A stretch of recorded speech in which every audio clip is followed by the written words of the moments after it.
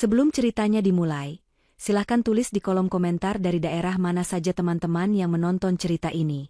Jangan lupa like dan subscribe agar channel ini bisa semakin berkembang dan bisa mempersembahkan cerita yang lebih menarik lagi. Gumpalan tanah merah terakhir itu jatuh ke liang lahat, membawa serta separuh jiwaku bersamanya. Di atas pusara yang masih basah, aroma melati dan kamboja yang disebar para pelayat terasa menusuk tajam, beradu dengan bau tanah yang lembab setelah gerimis pagi. Bagiku, itu adalah aroma perpisahan abadi. Dunia runtuh dalam sunyi, hanya menyisakan gema takbir dan doa yang perlahan memudar, meninggalkan kekosongan yang begitu pekat hingga aku merasa sulit bernapas. Setiap tarikan napas terasa sakit, seolah udara di sekitarku dipenuhi serpihan kaca yang menggores paru-paruku. Disinilah perjalanan Mas Bayu berakhir, di bawah gundukan tanah ini, dan disinilah penderitaanku yang sesungguhnya baru saja dimulai. Aku berdiri mematung, tatapanku kosong menembus nisan kayu sederhana yang bertuliskan nama suamiku, Muhammad Bayu Pratama. Pria yang selama 5 tahun ini menjadi nafasku, duniaku, dan alasanku untuk bahagia. Namun, isak tangis yang paling keras justru datang dari Ibu Sekar, ibu mertuaku. Tangisan yang terdengar begitu pilu di telinga orang lain, tetapi terasa hambar dan sumbang di hatiku. Ia meratap, memanggil-manggil nama Bayu, seolah putranyalah satu-satunya harta yang ia miliki. Tetapi matanya yang memang memerah tidak selaras dengan kesedihannya. Sorotnya awas dan tajam, bergerak lincah mengamati para kolega dan pejabat penting yang silih berganti menyalamiku, seolah sedang mengukur nilai dan status mereka. Cengkeraman tangannya di lenganku terasa dingin dan posesif. Bukan sebuah dukungan tulus dari seorang ibu yang kehilangan putranya, melainkan sebuah penegasan klaim atas semua yang ditinggalkan Bayu. Setiap kali ada kolega penting suamiku yang mendekat, cengkeramannya menguat, dan tangisnya menjadi lebih keras. Sebuah pertunjukan yang begitu sempurna hingga membuatku mual. Aku teringat ucapan Mas Bayu beberapa bulan lalu, saat kami duduk di taman belakang villa sambil menatap bintang. Kalau suatu hari nanti aku pergi duluan, jangan kaget dengan drama ibu, ya. Beliau sutradara terbaik untuk pertunjukannya sendiri. Saat itu aku tertawa dan mencubit lengannya. Tapi sekarang, tawa itu terasa seperti duri yang menusuk hatiku. Di belakang Ibu Sekar, aku bisa merasakan tatapan tajam Sandra, kakak iparku, dan Wina, tantenya. Aku tidak perlu menoleh untuk tahu bahwa mereka tidak sedang meratapi kepergian Bayu. Pikiran mereka sudah melompat jauh ke depan. Mereka sedang memindai penampilanku, dari anting berlian sederhana di telingaku, hadiah ulang tahun terakhir dari Mas Bayu, hingga cincin pernikahan yang melingkar di jari manisku. Mereka tidak melihatku sebagai seorang janda yang berduka, mereka melihatku sebagai sebuah brankas berjalan yang kuncinya baru saja hilang. Aku bisa mendengar bisikan mereka yang samar tertiup angin, lebih mirip desis ular daripada ungkapan duka. Kata-kata seperti warisan, saham, aset, dan villa ini, sampai ke telingaku, terdengar begitu mengerikan di tengah suasana yang seharusnya sakral. Mereka sedang menginventarisir peninggalan kakak mereka melalui diriku, dan aku merasa seperti sepotong daging yang sedang dinilai harganya oleh sekawanan serigala lapar. Pelukan palsu, bisikan duka yang hampa, dan tatapan penuh perhitungan menjadi neraka kecilku di tengah upacara yang seharusnya khusyuk ini. Setiap ucapan belasungkawa dari kerabat jauh Mas Bayu terasa seperti formalitas yang menyakitkan. Mereka menatapku dengan iba, tetapi di balik tatapan itu, aku bisa merasakan rasa ingin tahu yang besar. Apa yang akan terjadi padaku sekarang? Apa yang akan aku dapatkan? Pertanyaan-pertanyaan tak terucap itu menggantung di udara, membuatku semakin merasa terasing. Aku tahu, pemakaman ini bukanlah akhir dari penderitaan. Ini hanyalah sebuah gerbang pembuka menuju medan pertempuran yang sudah disiapkan oleh suamiku. Ya, Mas Bayu tahu ini akan terjadi. Ia tahu sifat keluarganya lebih baik dari siapapun. Itulah mengapa, di sela-sela perjuangannya melawan penyakit, ia lebih sibuk mempersiapkan perlindungan untukku daripada mengkhawatirkan dirinya sendiri. Aku tidak takut mati, Laila, bisiknya suatu malam saat demamnya tinggi. Aku hanya takut meninggalkanmu sendirian bersama mereka. Perlahan, para pelayat mulai meninggalkan area pemakaman. Satu persatu, mereka menyalamiku untuk terakhir kalinya, memberikan kata-kata penguat yang hanya lewat di telinga. Akhirnya, hanya tersisa aku, Ibu Sekar, Sandra, dan Wina. Hening yang canggung menyelimuti kami, hanya suara angin yang berdesir pelan di antara pepohonan Kamboja. Saat itulah semua kepalsuan berakhir. Ibu Sekar melepaskan cengkeramannya di lenganku dengan kasar. Wajah sedihnya yang dibuat-buat luntur seketika, seperti riasan murah yang terkena air. Ia menatapku, matanya berkilat dingin seperti bilah pisau yang baru diasah. Tidak ada lagi air mata, tidak ada lagi isak tangis. Yang ada hanya ekspresi kebencian dan ketamakan yang tidak ditutup-tutupi lagi. Sandiwara ini selesai. Desisnya pelan, nyaris tanpa suara, namun setiap katanya menusuk tajam. Begitu sampai di rumah, kita bicarakan hak kami. Siapkan dirimu, Laila. Ia bahkan tidak lagi memanggilku, Nak, seperti yang biasa ia lakukan di depan Mas Bayu.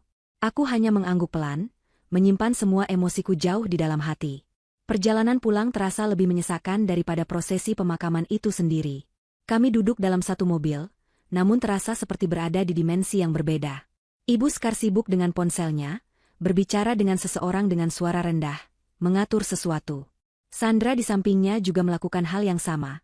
Sesekali mereka saling berbisik sambil melirikku dari kaca spion dengan tatapan merendahkan. Aku memilih untuk memandang keluar jendela, melihat jalanan yang kami lewati seolah aku adalah orang asing di kota ini. Pikiranku melayang pada malam terakhir Mas Bayu. Ia memegang tanganku erat, napasnya sudah berat. Apapun yang terjadi, berjanjilah padaku untuk tidak menangis di depan mereka. Tunjukkan senyummu. Senyummu adalah kekuatan terbesarmu dan ketakutan terbesar mereka. Ingat semua rencana kita, sayang. Jalankan tanpa ragu. Aku menarik napas dalam-dalam, menguatkan hatiku. Janji itu akan aku tepati. Ini bukan lagi tentang duka, ini tentang kehormatan dan perjuangan. Saat mobil mewah itu memasuki gerbang villa kami, hatiku terasa diremas. Villa ini adalah saksi bisu cinta kami.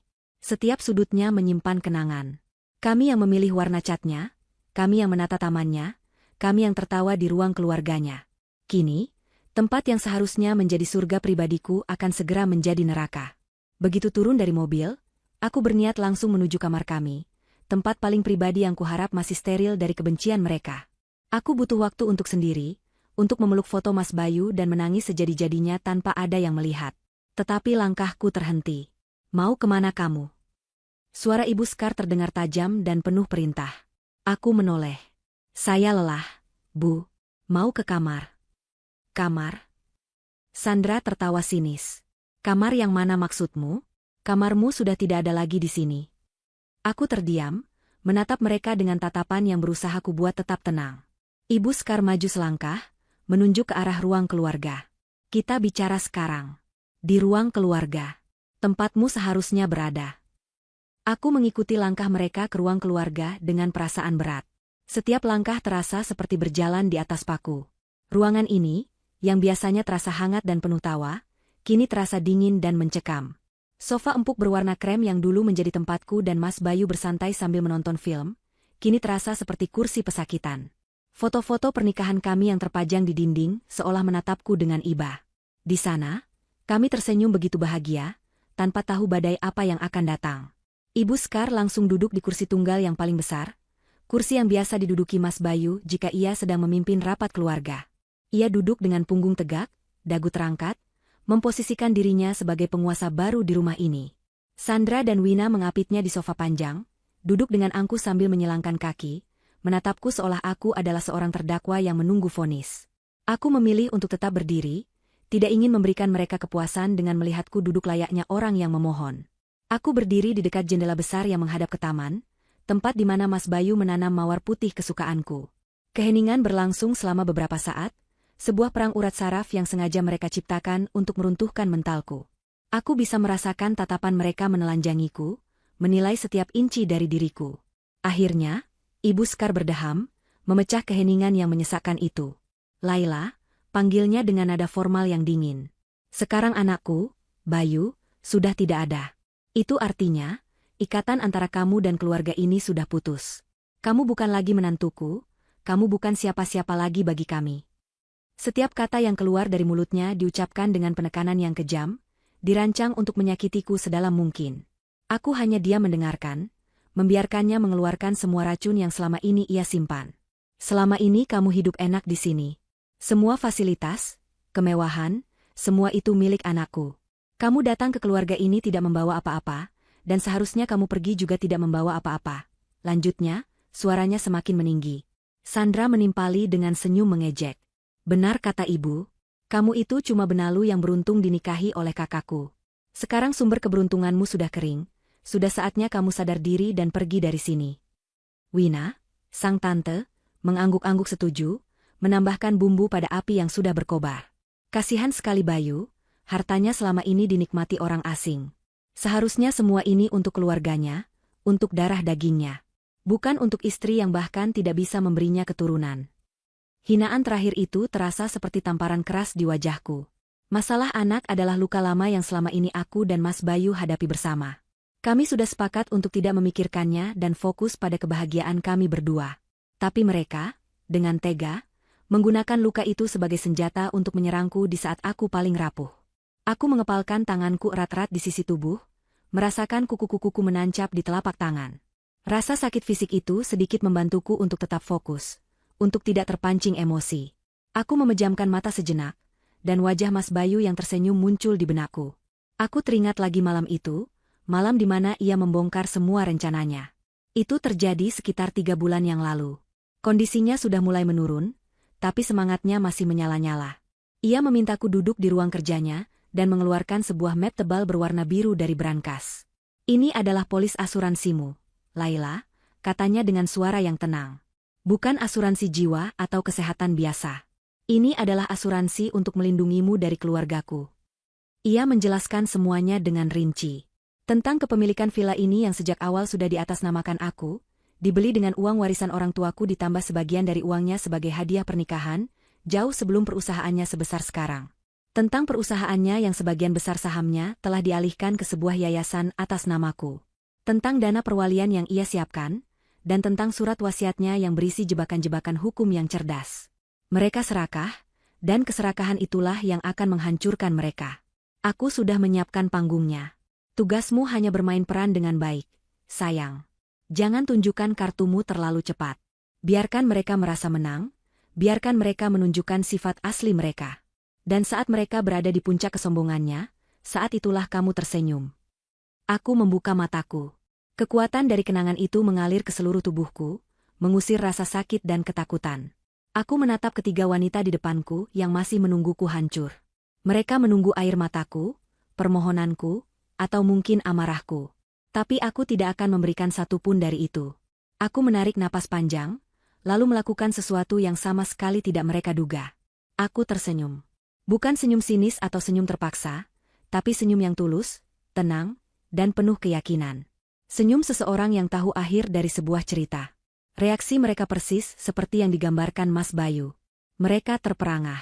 Ibu Sekar yang tadinya duduk dengan angkuh, sedikit memajukan tubuhnya, matanya menyipit curiga.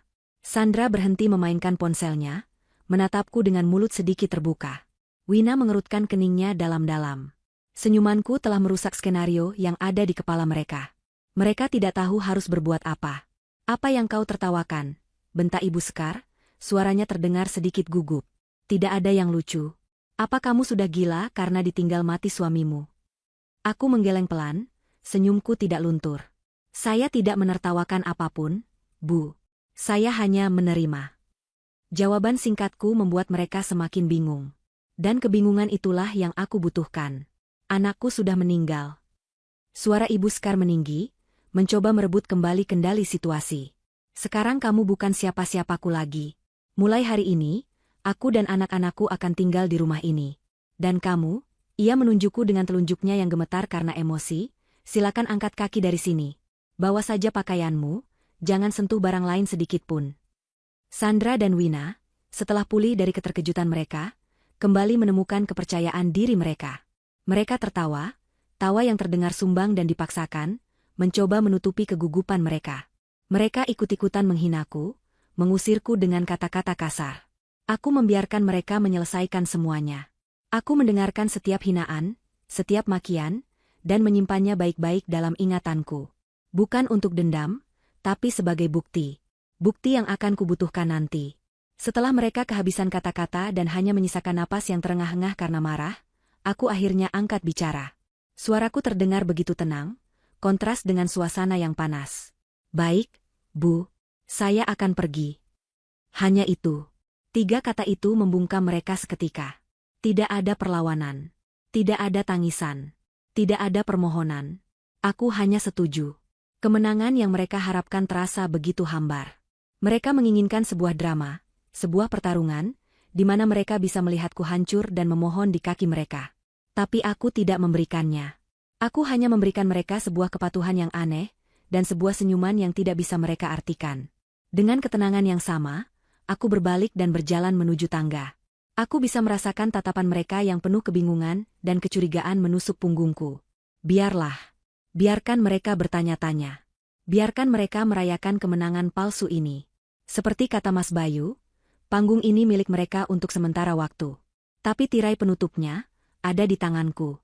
Aku menaiki anak tangga satu persatu, menuju kamar yang akan segera kutinggalkan, dan hatiku berbisik, hitungan mundur dimulai sekarang.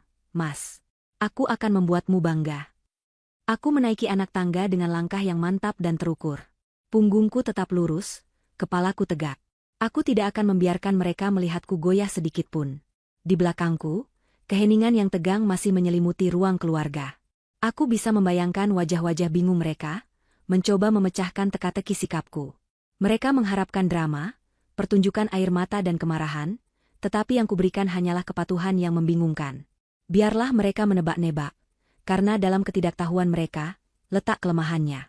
Pintu kamar tidur utama, kamar tidurku dan Mas Bayu, terbuka di hadapanku. Begitu aku melangkah masuk dan menutup pintu di belakangku, topeng ketenangan itu sedikit retak. Aku bersandar di daun pintu yang kokoh, memejamkan mata, dan menarik napas dalam-dalam. Aroma Mas Bayu, campuran wangi parfum dan aroma khas tubuhnya, masih tertinggal di ruangan ini, menyergapku seperti pelukan hangat. Untuk sesaat, kesedihan itu kembali menghantamku dengan kekuatan penuh. Rasanya begitu berat, begitu menyesakkan. Aku ingin merebahkan diri di tempat tidur, memeluk bantal yang masih menyimpan aroma kepalanya, dan menangis hingga tertidur. Tetapi aku tidak punya waktu untuk itu. Mas Bayu sudah memberiku tugas, sebuah misi terakhir untuk menghormati cintanya dan melindungi warisan kami. Aku membuka mata, dan tatapanku jatuh pada foto besar di atas meja rias. Foto pernikahan kami. Di sana, kami berdua tertawa lepas. Mata kami berbinar penuh cinta dan harapan. Aku tidak akan mengecewakanmu, Mas, bisikku pada foto itu. Kalimat itu menjadi mantra yang memberiku kekuatan. Aku berjalan menuju lemari pakaian yang besar, membukanya, dan mulai berkemas. Aku tidak mengambil banyak barang. Sesuai instruksi Mas Bayu, aku harus terlihat seperti orang yang terusir dan tidak punya apa-apa. Aku mengambil satu koper berukuran sedang, lalu mulai memasukkan beberapa helai pakaian sehari-hari, pakaian yang tidak terlalu mencolok. Beberapa blus sederhana, celana panjang kain, dan daster untuk tidur. Aku sengaja meninggalkan semua gaun mahal, tas bermerek, dan sepatu mewah yang pernah Mas Bayu berikan. Barang-barang itu hanyalah materi, jebakan duniawi yang kini menjadi umpan untuk keserakahan mereka. Biarkan mereka berpesta pora dengan benda-benda itu. Saat tanganku meraih sebuah syal sutra berwarna biru laut, hadiah pertama Mas Bayu saat kami masih berpacaran, aku berhenti sejenak. Kenangan itu membanjiri benakku, terasa begitu manis sekaligus menyakitkan. Aku menggelengkan kepala, mengusir nostalgia itu, dan memasukkan syal itu ke dalam koper. Ini bukan saatnya untuk sentimental. Tiba-tiba, pintu kamarku diketuk dengan kasar, lalu terbuka begitu saja tanpa menunggu jawabanku. Sandra berdiri di ambang pintu, menyandarkan tubuhnya dengan angkuh sambil melipat tangan di dada. Matanya yang sinis mengawasiku seperti elang yang mengintai mangsanya. Cepat sedikit. Kami tidak punya waktu seharian untuk menunggumu, katanya dengan nada mengejek. Dan ingat, hanya pakaianmu saja. Jangan coba-coba mengambil perhiasan atau barang berharga lainnya. Semuanya akan kami periksa nanti. Aku tidak menjawab. Aku hanya menatapnya sekilas, lalu kembali fokus pada aktivitasku. Sikap diamku rupanya membuatnya semakin jengkel. Ia masuk lebih jauh ke dalam kamar, mulai membuka laci-laci meja riasku, memeriksa isinya dengan kasar. Wah, lihat koleksi ini. Selama ini kamu benar-benar hidup seperti ratu, ya? Semua ini dibeli dengan uang kakakku, uang keluarga kami. Aku tetap diam, membiarkannya meluapkan kebenciannya. Aku berjalan ke arah brankas kecil yang tersembunyi di balik lukisan pemandangan. Sandra langsung waspada. Apa itu? Mau apa kamu? Tanyanya curiga. Aku menekan beberapa digit kode, dan pintu brankas terbuka dengan bunyi klik pelan. Di dalamnya hanya ada sebuah map dokumen berwarna biru, dan beberapa album foto lama. Tidak ada perhiasan, tidak ada uang tunai. Wajah Sandra menunjukkan kekecewaan yang kentara. Aku mengambil map biru itu dan memasukkannya ke dalam tasku. Itu apa? Tanyanya lagi, lebih tajam. Hanya dokumen pribadi. Akta kelahiran, ijazah, Surat nikah. Apa perlu aku tinggalkan juga? Jawabku dengan tenang. Ia mendengus kesal, tidak bisa membantah. Aku tahu isi map itu jauh lebih berharga daripada semua perhiasan yang ada di rumah ini, dan untungnya, ia terlalu bodoh untuk menyadarinya. Terakhir, aku mengambil bingkai foto pernikahan kami dari atas meja rias, membungkusnya dengan hati-hati menggunakan sehelai pakaian, dan memasukkannya ke dalam koper. Itulah satu-satunya harta yang benar-benar kubutuhkan. Kekuatan dan pengingat akan janji yang harus kutepati. Setelah selesai, aku menutup koper dan menguncinya. Aku menoleh pada Sandra yang masih mengawasiku. Saya sudah selesai, kataku singkat. Aku berjalan melewatinya tanpa menunggunya merespon, menarik koperku keluar dari kamar yang penuh kenangan itu. Saat aku menuruni tangga, aku melihat Ibu Skar dan Wina sudah menunggu di bawah. Mereka tampak tidak sabar. Begitu melihatku, Ibu Skar tersenyum puas. Senyum seorang pemenang.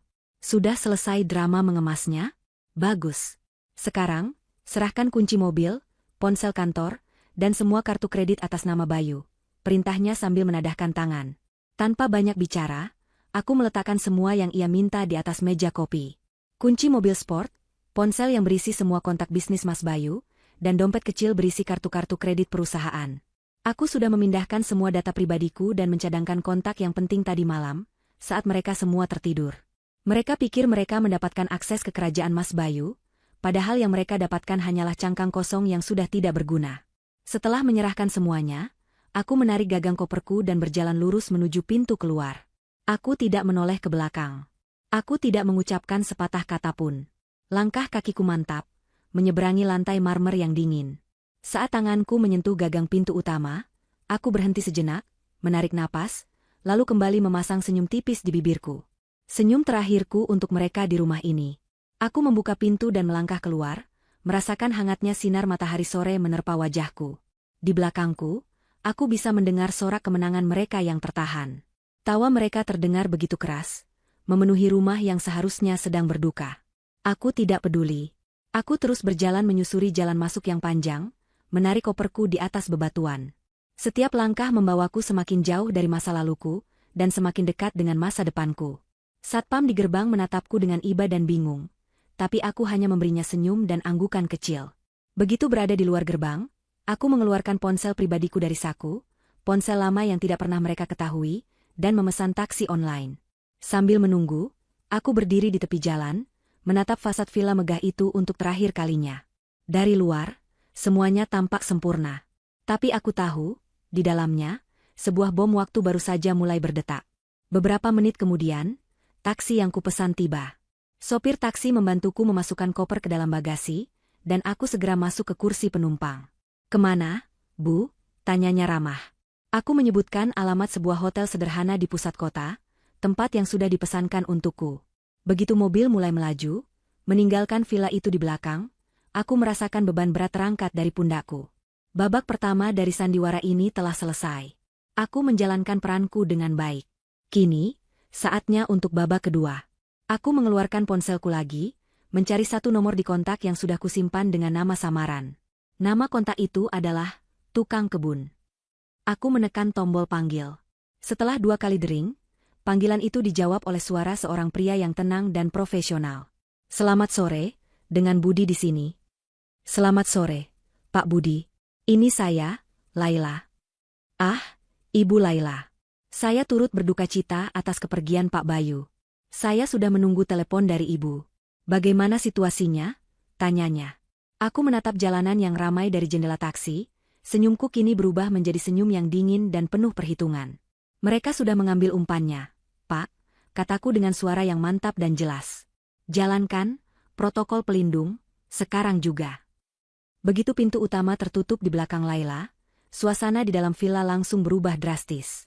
Ketegangan yang tadinya menyelimuti ruangan menguap begitu saja, digantikan oleh ledakan euforia yang liar. Ibu Sekar tertawa terbahak-bahak, tawa serak yang terdengar mengerikan. Ia merentangkan tangannya seolah ingin memeluk seluruh ruangan. Akhirnya rumah ini kembali ke pemiliknya yang sah. Serunya dengan suara bergetar karena kegembiraan. Sandra dan Wina ikut bersorak. Mereka berpelukan dan melompat-lompat kecil seperti anak-anak yang baru mendapatkan mainan baru. Kemenangan ini terasa begitu manis bagi mereka.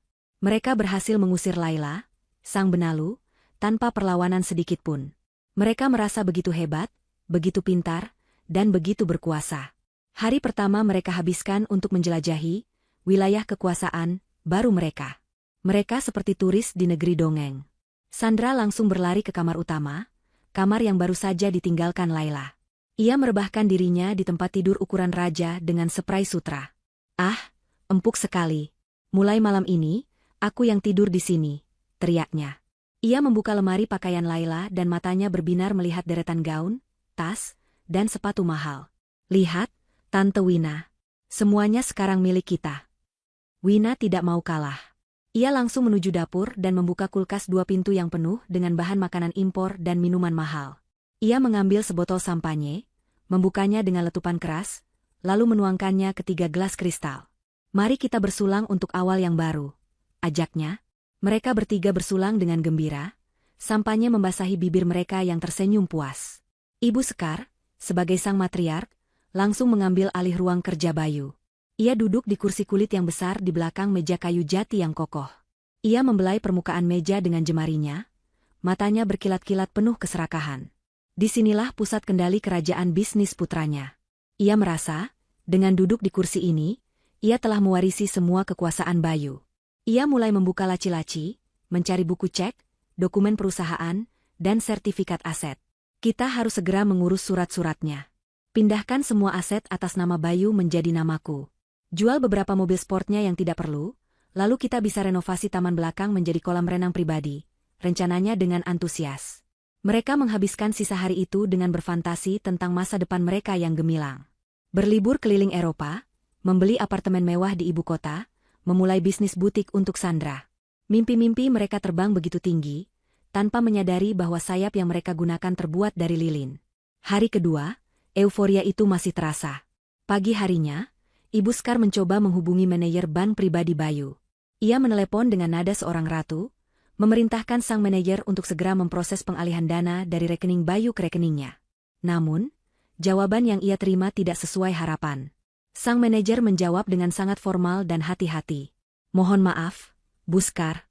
Sesuai prosedur, kami tidak bisa melakukan transaksi apapun pada rekening almarhum Bapak Bayu, sampai kami menerima surat keterangan kematian yang resmi dan dokumen penetapan ahli waris dari pengadilan. Untuk sementara, semua rekening atas nama beliau kami bekukan." Ibu Sekar murka. "Apa maksudmu dibekukan?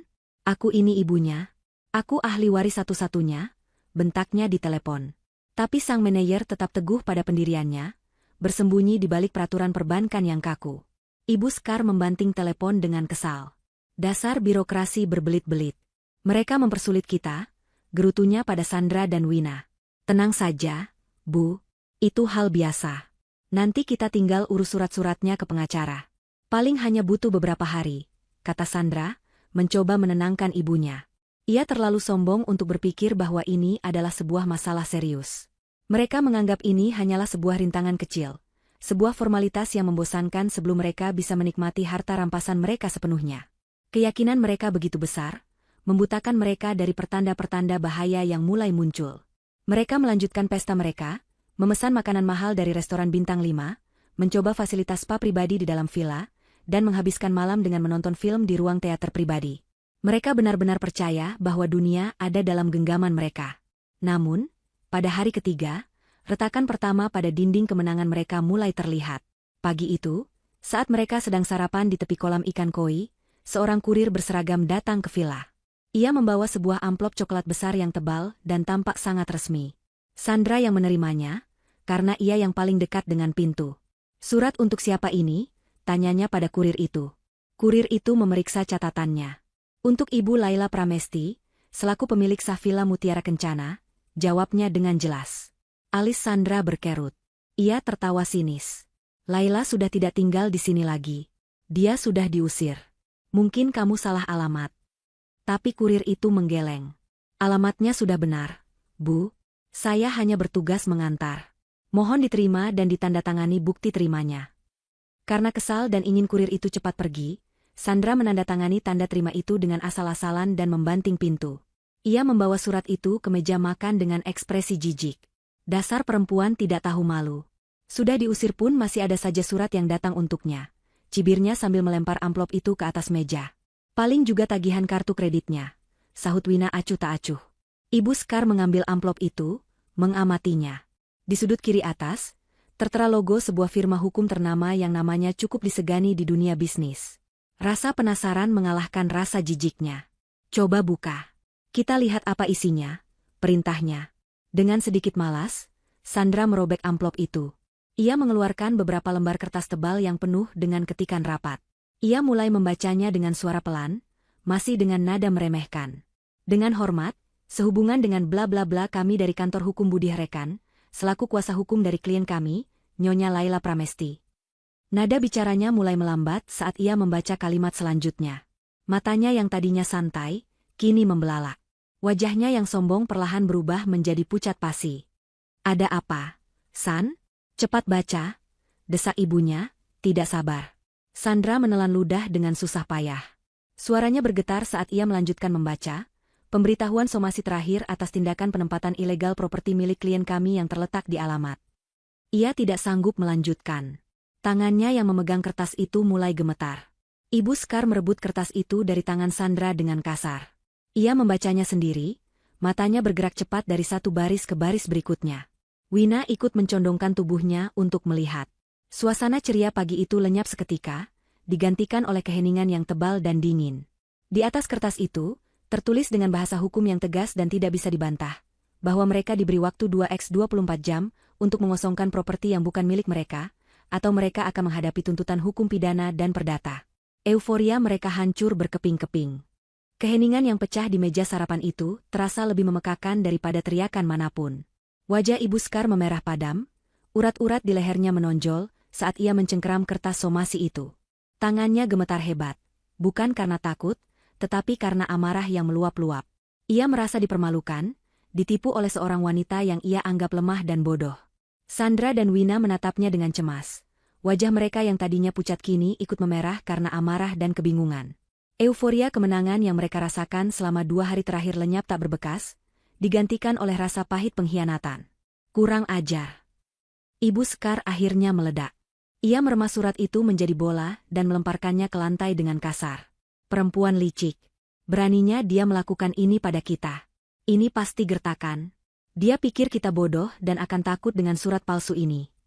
Keyakinan buta itu, yang lahir dari kesombongan, adalah satu-satunya hal yang bisa ia pegang saat ini. Ia tidak mau menerima kenyataan bahwa Laila mungkin lebih pintar darinya. Sandra, yang sama angkuhnya, segera menyetujui.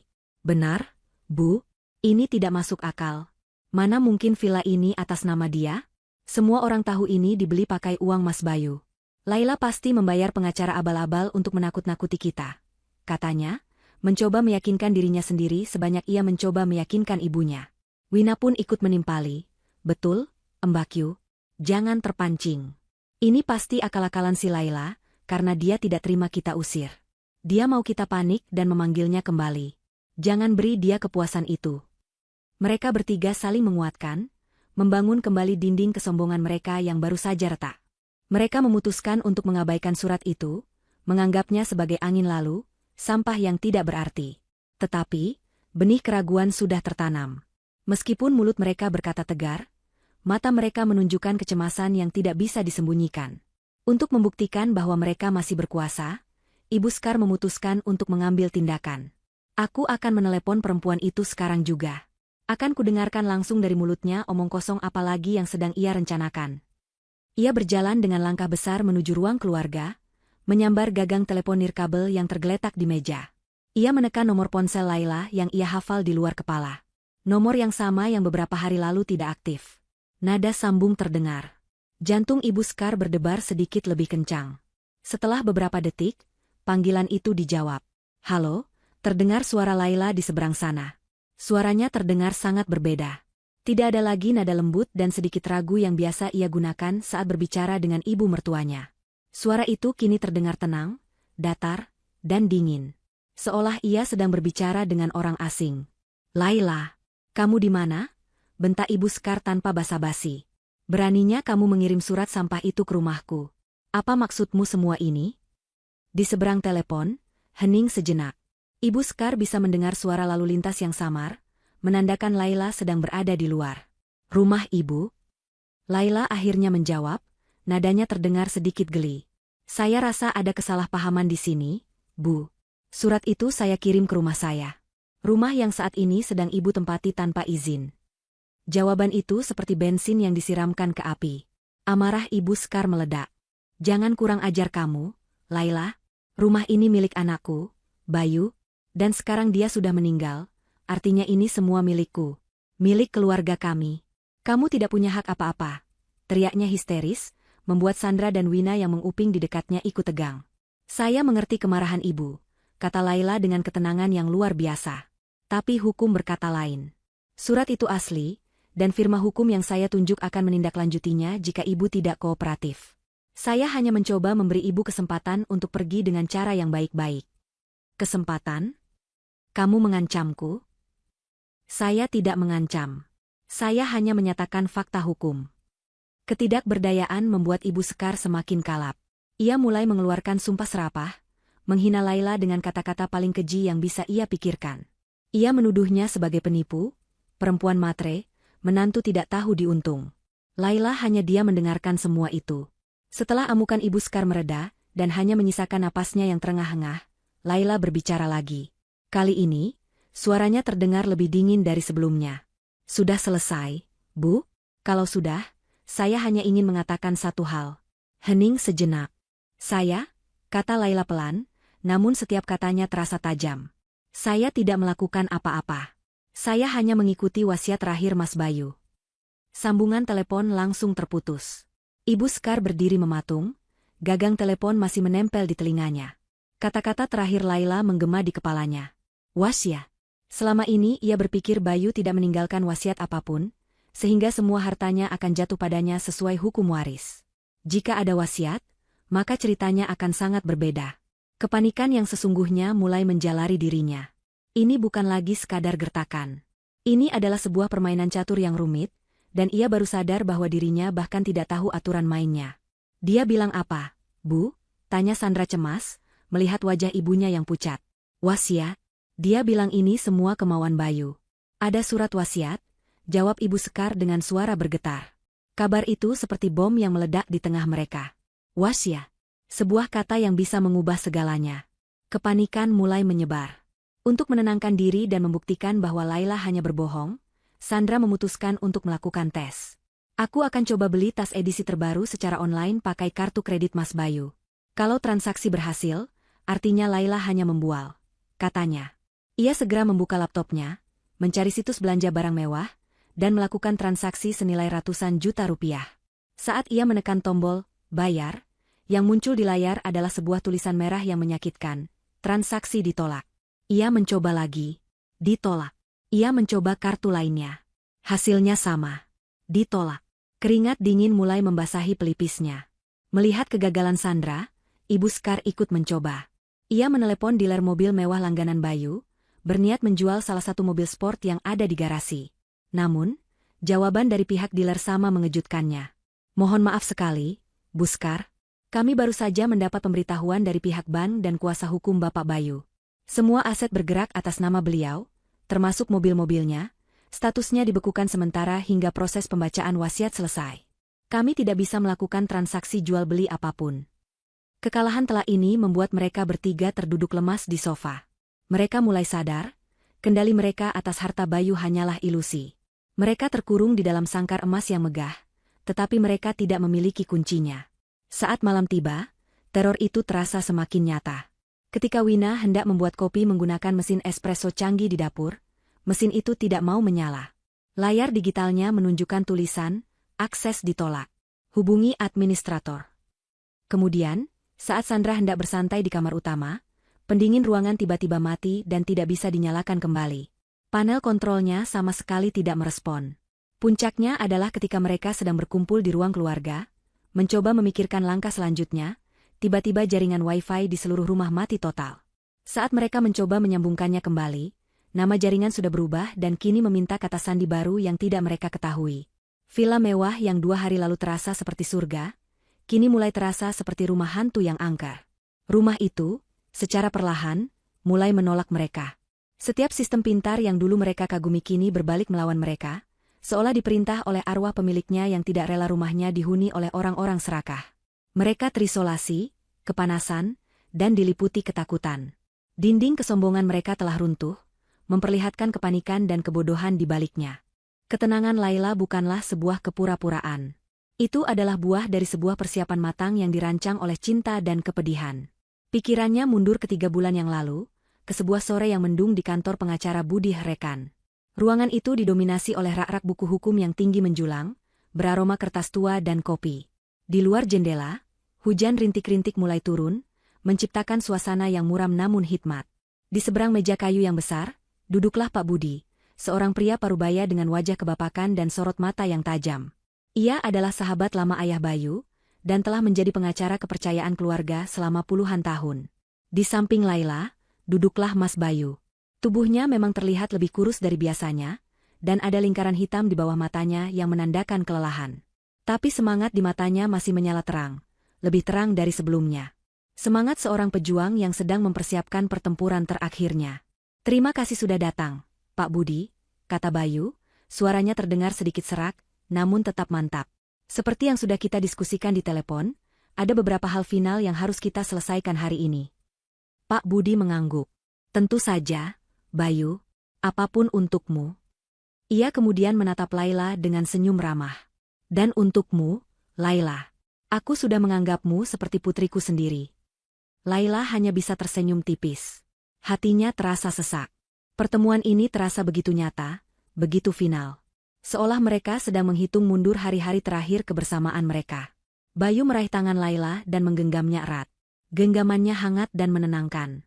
"Sayang, dengarkan baik-baik, ya. Aku tahu ini berat, tapi kamu harus kuat. Aku melakukan semua ini karena aku sangat mencintaimu, dan aku tidak akan membiarkan siapapun menyakitimu setelah aku pergi nanti," katanya lembut. Kemudian, ia mulai menjelaskan semuanya, sepotong demi sepotong, membangun sebuah benteng perlindungan yang kokoh di sekeliling Laila. "Pertama, tentang villa kita," kata Bayu sambil meminta Pak Budi mengeluarkan sebuah sertifikat tanah asli. "Villa Mutiara Kencana 100% atas namamu, Laila Pramesti. Sejak hari pertama kita membelinya." Laila mengerutkan kening. Ia ingat saat itu mereka menggunakan sebagian uang warisan orang tuanya, tapi sebagian besar adalah uang Bayu. "Tapi, Mas, aku tahu," potong Bayu cepat. "Uangku di sana statusnya adalah hadiah pernikahan untukmu. Kita sudah menandatangani perjanjian pranikah mengenai hal itu. Ingat? Villa itu adalah milikmu sepenuhnya, bahkan sebelum perusahaanku menjadi sebesar sekarang. Aku sengaja melakukannya sebagai jaring pengaman. Jadi, secara hukum, tidak ada seorang pun, termasuk ibuku sendiri, yang punya hak bahkan sejengkal tanah pun atas rumah itu." Laila menatap sertifikat di tangannya dengan nanar. Ia tidak pernah begitu memperhatikan detail ini sebelumnya. Ia terlalu sibuk membangun rumah tangga, bukan mempersiapkan perang. Selanjutnya, Bayu beralih ke masalah perusahaan. Ini adalah bagian yang paling rumit. Ibuku dan Sandra berpikir bahwa mereka akan mewarisi sahamku di perusahaan. Mereka salah besar. Bayu menjelaskan bahwa selama setahun terakhir, dengan bantuan Pak Budi, ia secara bertahap telah mengalihkan mayoritas sahamnya ke sebuah dana perwalian, atau trust fund, yang didirikan untuk tujuan filantropi. "Yayasan Cinta Laila Bayu," kata Bayu sambil tersenyum. "Ingat mimpi kita untuk membangun sekolah gratis bagi anak-anak jalanan? Yayasan inilah yang akan mewujudkannya. Dan pelaksana utama serta ketua dewan pengawas dari yayasan ini adalah kamu, sayang. Artinya, kendali atas perusahaan, atas sumber utama kekayaan keluarga Pratama, kini berada sepenuhnya di tangan Laila. Bukan sebagai pemilik pribadi, tetapi sebagai pemimpin sebuah badan hukum yang tujuannya mulia. Langkah ini tidak hanya melindungi Laila, tetapi juga melindungi warisan Bayu dari keserakahan keluarganya.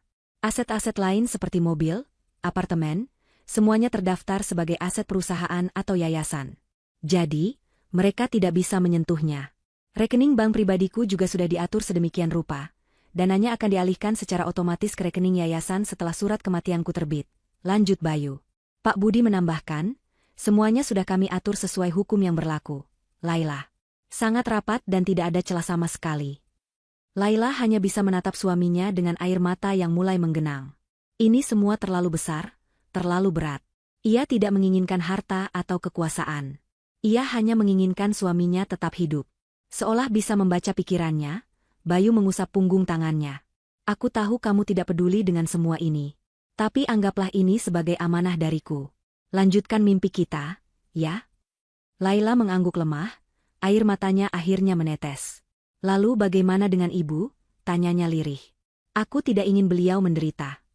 Wajah Bayu melembut. Aku juga tidak mau, Laila. Bagaimanapun juga, beliau adalah ibuku. Dan disinilah bagian terpenting dari rencana kita. Wasiat. Pak Budi kemudian menyodorkan sebuah dokumen tebal berjilid. Itu adalah surat wasiat terakhir Bayu. Aku tahu ibuku.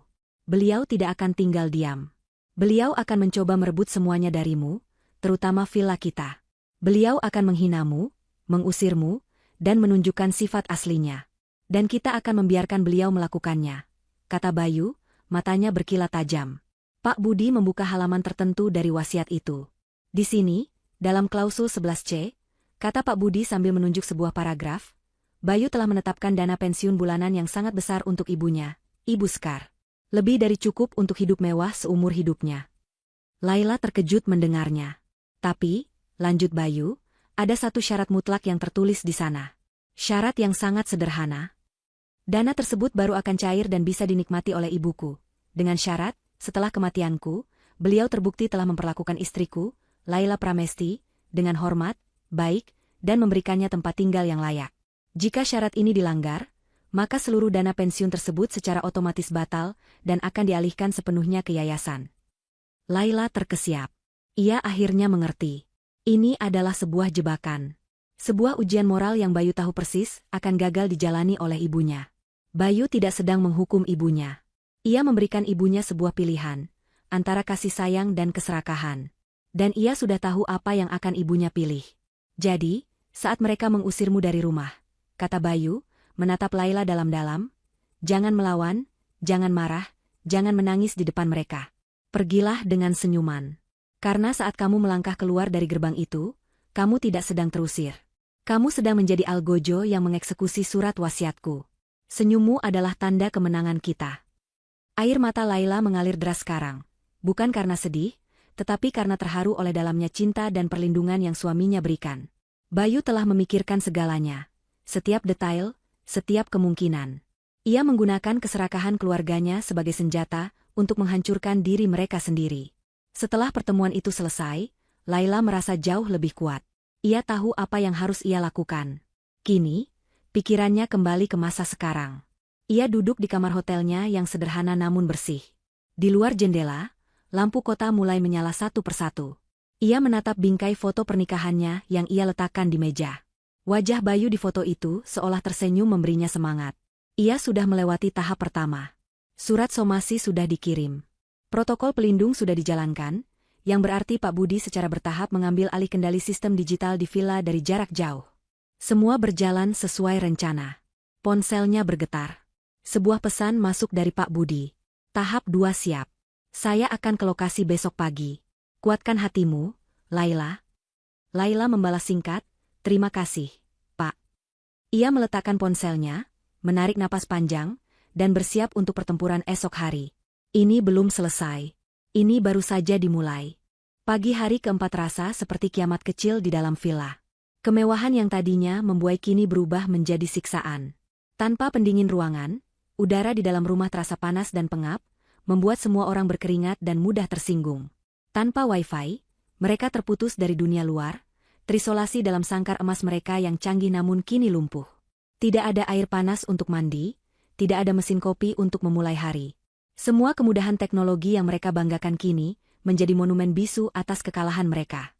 Ibu Sekar, Sandra, dan Wina terbangun dengan perasaan yang sama, cemas, lelah, dan marah. Mereka tidak lagi saling menguatkan. Wajah mereka kuyu karena kurang tidur, dan percakapan mereka hanya berisi gerutuan dan saling menyalahkan. Ini semua gara-gara kamu, Bu. Terlalu cepat mengusir Laila. Serang Sandra, melupakan bahwa ia adalah pendukung paling antusias dari rencana itu. Kenapa jadi menyalahkan ibu? Kalian berdua juga yang paling semangat. Balas Ibu Sekar tak mau kalah. Suasana sarapan yang biasanya mereka nikmati dengan riang kini penuh dengan perdebatan sengit tentang apa yang harus dilakukan. Tepat pukul 10 pagi, bel gerbang berbunyi. Satpam yang berjaga menginterkom ke dalam rumah, memberitahukan bahwa seorang pria bernama Budi ingin bertemu dengan Ibu Skar. Nama itu seketika membuat suasana semakin tegang. "Pengacara Laila," desis Ibu Skar. "Untuk apa dia ke sini? Suruh dia pergi. Kita tidak mau bicara dengannya," perintahnya pada satpam melalui interkom. Namun, beberapa detik kemudian, satpam itu kembali menyahut dengan nada ragu. "Maaf, Bu. Tapi Bapak ini bilang beliau juga kuasa hukum dari almarhum Bapak Bayu, dan membawa dokumen penting yang harus diserahkan langsung kepada Ibu." Sebutan, kuasa hukum Bayu, sedikit mengubah pendirian Ibu Skar. Mungkin pria ini datang untuk menjelaskan wasiat yang menguntungkan mereka. Secercah harapan palsu muncul di benaknya. Dengan enggan, ia menyuruh satpam membukakan gerbang. Beberapa menit kemudian, Pak Budi melangkah masuk ke ruang keluarga. Ia mengenakan setelan jas berwarna gelap yang rapi, membawa sebuah tas kerja kulit yang tampak berat. Wajahnya tenang dan profesional, namun sorot matanya tajam dan tidak menunjukkan keramahan sedikitpun. Kehadirannya yang berwibawa seketika membuat ketiga wanita itu merasa terintimidasi. "Selamat pagi," sapa Pak Budi dengan nada datar. "Saya Budi, seperti yang sudah saya sampaikan pada Ibu Skar di telepon beberapa hari yang lalu." Ibu Skar mencoba mengumpulkan kembali kesombongannya. Ia duduk tegak di sofa, menatap Pak Budi dengan tatapan permusuhan. "Saya tahu siapa Anda. Anda pengacara yang membelot dan sekarang bekerja untuk perempuan licik itu," tuduhnya. Pak Budi tidak terpancing. Ia meletakkan tas kerjanya di atas meja kopi, membukanya, dan mulai mengeluarkan beberapa map dokumen yang tersusun rapi. "Tugas saya adalah menjalankan amanah dan wasiat dari klien saya, almarhum Bayu Pratama. Dan saat ini, amanah terakhir beliau adalah melindungi aset dan hak-hak istri sahnya, Nyonya Laila Pramesti," jawab Pak Budi dengan tenang, setiap katanya menusuk seperti jarum. "Baiklah, mari kita mulai agar tidak membuang waktu," lanjut Pak Budi, mengambil map pertama. Pertama, mengenai status properti ini. Villa Mutiara Kencana. Ia menyodorkan salinan sertifikat hak milik dan dokumen perjanjian pranikah ke atas meja. Seperti yang bisa Ibu lihat, properti ini terdaftar secara sah atas nama Nyonya Laila Pramesti. Dibeli jauh sebelum perusahaan almarhum Bayu berkembang pesat, sebagian besar dananya berasal dari warisan pribadi Nyonya Laila. Dana dari almarhum Bayu tercatat sebagai hadiah. Artinya, secara hukum, Ibu Skar, Anda sama sekali tidak memiliki hak atas properti ini. Kehadiran Ibu dan keluarga di sini selama 3 hari terakhir bisa dikategorikan sebagai tindakan penempatan ilegal atau penyerobotan. Wajah Ibu Skar dan kedua putrinya berubah pucat. Penjelasan itu begitu jelas, didukung oleh bukti otentik yang tidak bisa disangkal. Pak Budi melanjutkan ke map kedua, tanpa memberi mereka waktu untuk mencerna pukulan pertama. Kedua, mengenai perusahaan dan aset lainnya. Mungkin Ibu berpikir akan mewarisi saham atau kendali atas perusahaan. Saya harus memberitahu Ibu bahwa hal itu tidak akan terjadi. Ia kemudian menjelaskan secara garis besar mengenai struktur yayasan yang telah didirikan Bayu. Bagaimana saham-saham mayoritas telah dialihkan, menjadikan yayasan yang diketuai Laila sebagai pengendali utama. Semua aset lain, termasuk seluruh mobil di garasi, apartemen di Jakarta, dan rekening-rekening utama, adalah milik perusahaan atau yayasan, bukan aset pribadi almarhum. Oleh karena itu, tim kami akan segera menjadwalkan penarikan kembali seluruh kendaraan tersebut dalam beberapa hari ke depan. Harapan mereka untuk menjual mobil sport mewah itu hancur seketika. Mereka bukan hanya tidak akan mendapatkan apa-apa, mereka bahkan akan kehilangan fasilitas yang selama ini mereka nikmati. Sandra dan Wina sudah tidak bisa berkata-kata. Mereka hanya bisa menatap Pak Budi dengan tatapan ngeri. Ibu Skar masih mencoba bertahan, napasnya memburu menahan amarah dan ketakutan. "Wasiat? Bagaimana dengan wasiat Bayu?" Laila bilang ada wasiat, tuntutnya. "Anda benar, Bu Skar." Pak Budi mengambil map ketiga, yang paling tebal. Ada wasiat. Dan almarhum Bayu sangat memikirkan kesejahteraan ibu di masa tua. Pak Budi membuka dokumen itu dan membacakan sebuah klausul dengan suara yang jelas dan lantang. Ia membacakan bagian di mana Bayu meninggalkan dana pensiun bulanan dengan nominal yang fantastis untuk ibunya. Untuk sesaat, mata Ibu Skar kembali berbinar.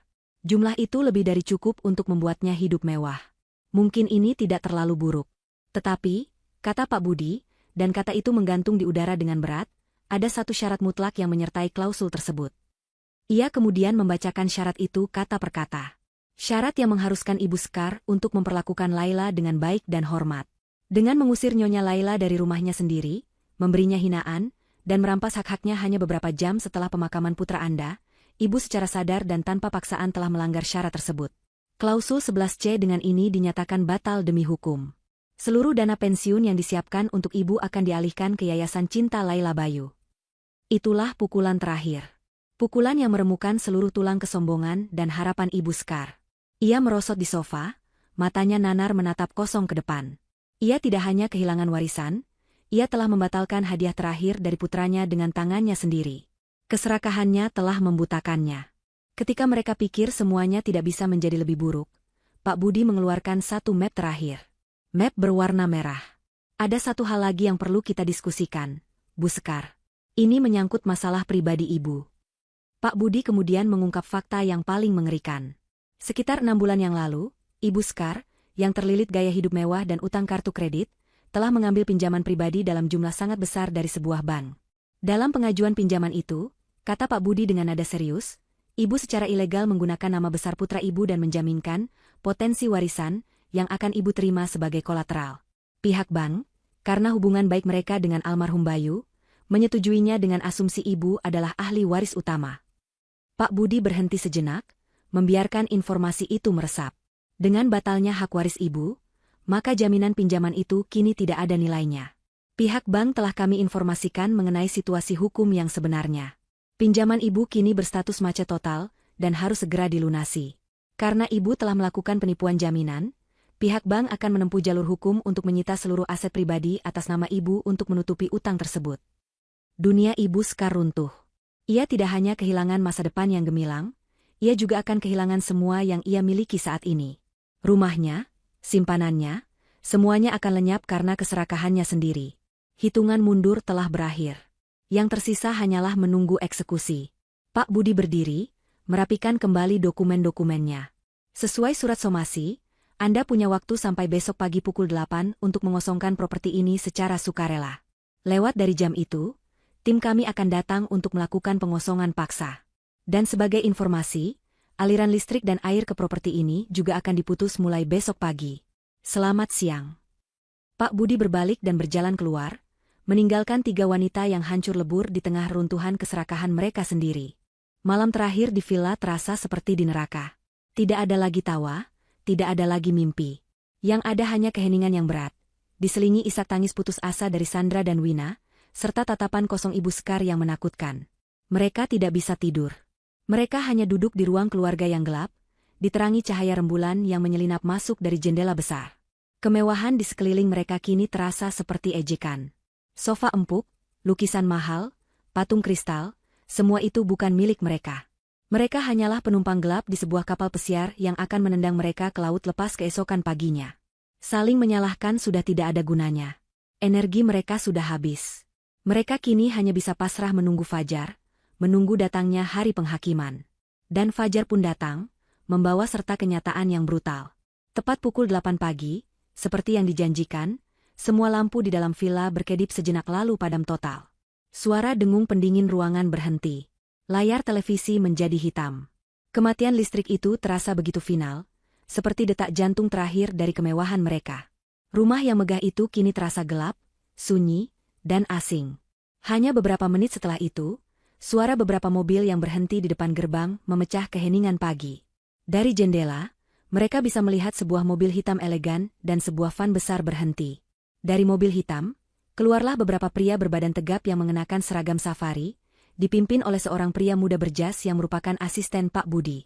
Mereka adalah tim pengamanan yang ditugaskan untuk mengosongkan villa. Namun, kejutan tidak berhenti di situ. Di belakang van tersebut, sebuah mobil lain berhenti. Dari mobil itu, keluar 3 orang pria dengan penampilan yang lebih sangar. Mereka bukan bagian dari tim hukum. Mereka adalah penagih utang dari bank. Mereka datang di saat yang bersamaan, menciptakan sebuah panggung sandiwara karma yang sempurna. Tim pengamanan membunyikan bel, dan dengan enggan, Wina yang membukakan pintu. Pria muda berjas itu berbicara dengan sopan namun tegas. Selamat pagi. Kami di sini untuk menjalankan surat perintah pengosongan. Anda diberi waktu 1 jam untuk mengemas barang-barang pribadi Anda dan meninggalkan lokasi. Sementara itu, para penagih utang langsung menemui Ibu Sekar. Ibu Sekar Pratama, kami dari Bank Cipta Dana.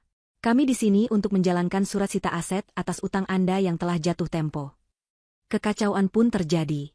Ibu Scar yang sudah diambang kehancuran, kini benar-benar kehilangan akal sehatnya.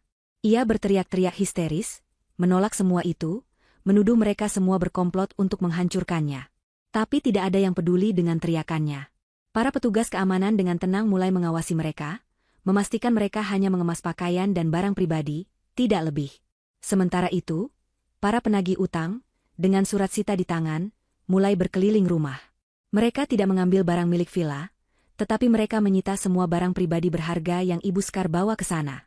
Sebuah set perhiasan antik peninggalan ibunya, beberapa tas tangan bermerek miliknya, bahkan kunci mobil pribadinya yang terparkir di rumah lamanya.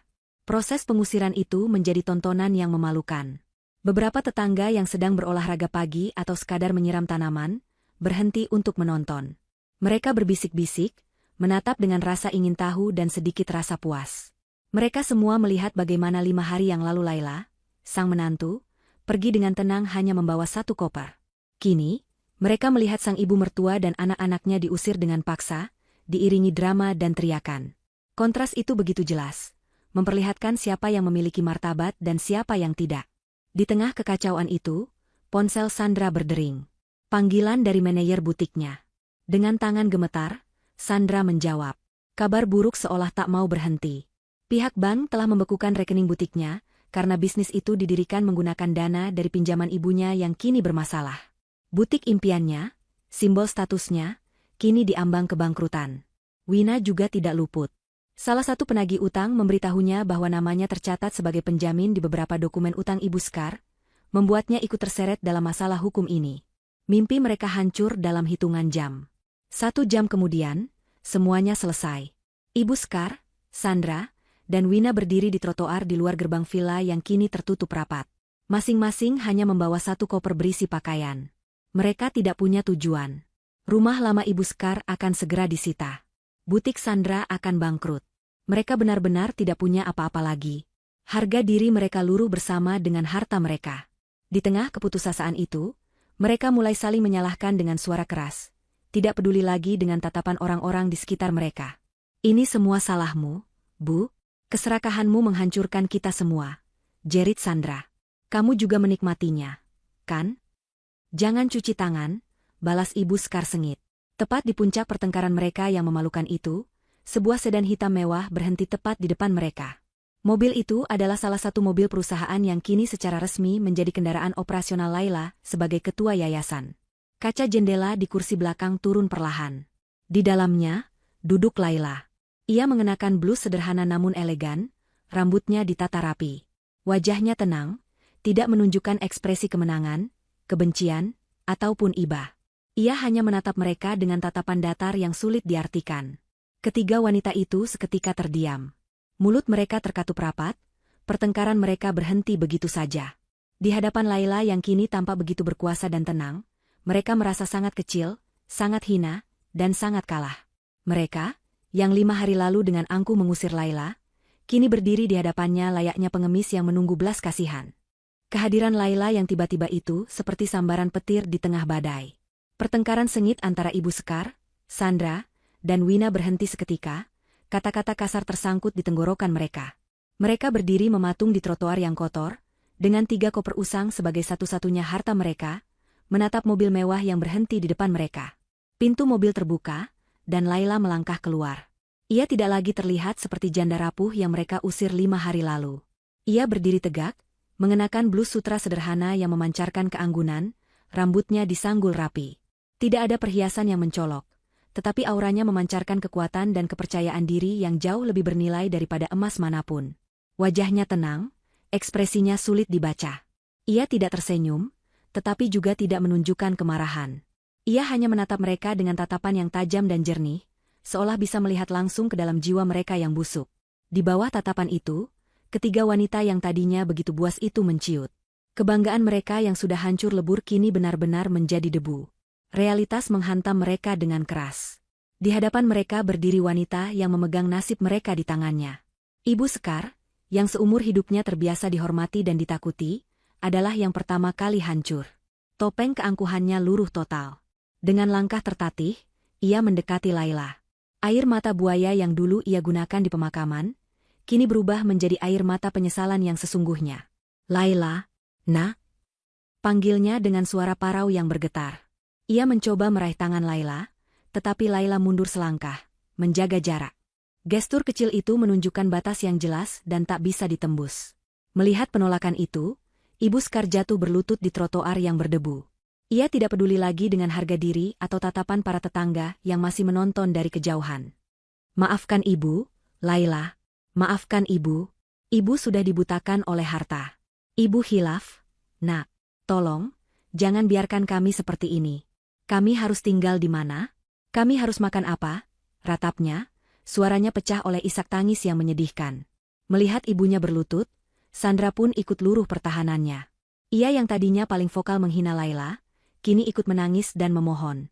Mbak Laila, maafkan aku, Mbak. Aku tahu aku sudah sangat jahat. Aku menyesal. Tolonglah kami, demi Mas Bayu, isaknya, menggunakan nama Bayu sebagai senjata terakhirnya. Wina hanya bisa berdiri gemetar di belakang mereka, terlalu malu dan takut untuk berkata-kata, namun air matanya ikut mengalir deras.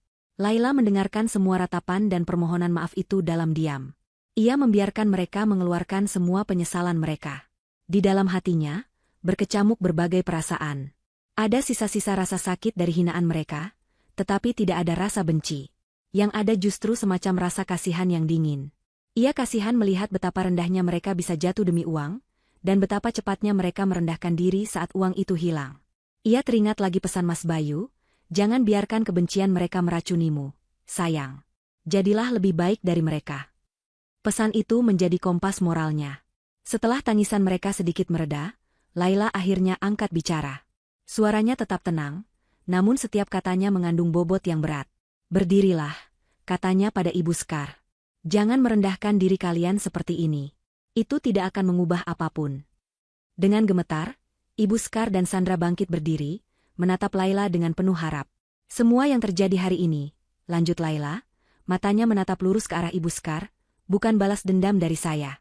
Saya tidak pernah menginginkan ini. Ini adalah konsekuensi murni dari pilihan yang ibu buat sendiri. Mas Bayu sangat mencintai ibu. Ia bahkan sudah menyiapkan masa tua yang sangat terjamin untuk ibu. Tapi ia memberikan satu ujian kecil, yaitu meminta ibu untuk menghormati istrinya. Dan ibu gagal dalam ujian itu. Kata-kata Laila begitu lugas dan tepat sasaran, tidak memberikan ruang untuk sanggahan. Mas Bayu tahu, keserakahan bisa mengubah orang yang paling kita cintai. Karena itu, ia menyiapkan semua ini bukan untuk menghukum, tapi untuk melindungi. Melindungi saya, dan melindungi warisan kebaikannya agar tidak jatuh ke tangan yang salah. Laila berhenti sejenak, lalu berjalan ke mobilnya dan mengambil sebuah amplop besar dari kursi depan. Ia kembali menghampiri mereka. Saya tidak akan membiarkan kalian terlunta-lunta di jalan.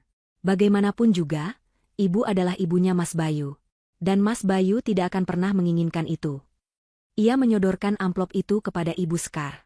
Tangan Ibu Skar gemetar saat menerimanya. Di dalam situ ada kunci dan alamat sebuah rumah kontrakan sederhana di pinggir kota. Cukup layak untuk kalian bertiga tinggali. Sewanya sudah saya bayar untuk 1 tahun ke depan. Mata ketiga wanita itu melebar karena terkejut sekaligus lega. Dan, Laila melanjutkan, melalui yayasan, saya akan memberikan dana bulanan yang cukup untuk biaya makan, listrik, dan air. Tidak banyak, tapi cukup untuk hidup sederhana. Anggap saja itu sisa bakti terakhir dari Mas Bayu sebagai seorang anak. Rasa lega yang luar biasa terpancar di wajah mereka. Mereka akan selamat. Mereka tidak akan menjadi gelandangan. Tetapi Laila belum selesai. Tentu saja, semua ini ada syaratnya. Ia mengeluarkan sebuah dokumen dari dalam amplop yang sama dan sebuah pulpen. Ini adalah surat perjanjian yang harus kalian bertiga tanda tangani sekarang juga. Isinya sederhana. Kalian menerima bantuan ini, dan sebagai gantinya, kalian berjanji untuk tidak pernah lagi muncul dalam hidup saya.